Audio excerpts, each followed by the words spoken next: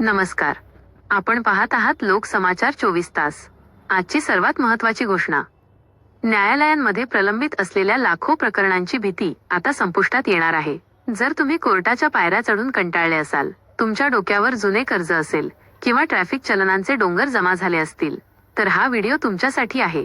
13 डिसेंबर 2025 हा दिवस देशभरातील नागरिकांसाठी महादिलासा घेऊन आला आहे. आज आयोजित करण्यात आली आहे राष्ट्रीय लोक अदालत, नॅशनल लोक अदालत. चलानधारकांसाठी बंपर ऑफर. तुमचे अनेक वर्षांपासूनचे ट्रॅफिकचे चलन प्रलंबित आहे का? आज तुम्हाला त्या दंडावर मोठी सूट मिळू शकते.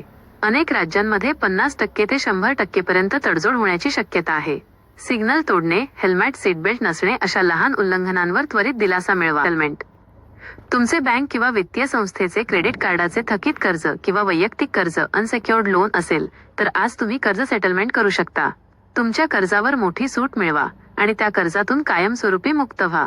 यासोबतच दिवाणी खटले, कौटुंबिक वाद आणि वीज बिल थकबाकीची प्रकरणेही एकाच दिवसात निकाली काढली जातील.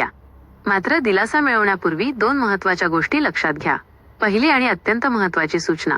महाराष्ट्र आणि काही इतर राज्यांत वाहतूक विभागाने स्पष्ट केले आहे की ई चलन प्रकरणांवर आज कोणतीही तडजोड स्वीकारली जाणार नाही. त्यामुळे ई चलानधारकांनी कोणत्याही अफवांवर विश्वास ठेवू नका. दुसरी सूचना. दारू पिऊन वाहन चालवणे किंवा गंभीर गुन्ह्यांशी संबंधित प्रकरणे या लोक अदालतीत हाताळली जात नाहीत.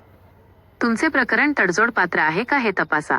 स्थानिक जिल्हा किंवा तालुका न्यायालयात त्वरित संपर्क साधा. आवश्यक कागदपत्रे, ओळखपत्र, चलनाची प्रत, कर्जाची कागदपत्रे सोबत घेऊन स्वतः उपस्थित राहा. या लोक अदालतीत झालेला निर्णय अंतिम असतो. याचा अर्थ तुमचा वाद कायमस्वरूपी मिटणार आहे आणि भविष्यातील कोर्टाचे ताणतणाव संपणार आहे. तर वेळ वाया घालवू नका.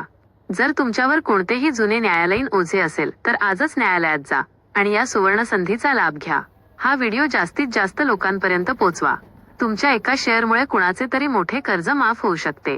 व्हिडिओ आवडल्यास लाईक करा आणि अशाच महत्त्वपूर्ण बातम्यांसाठी चॅनलला सबस्क्राईब करायला विसरू नका. धन्यवाद.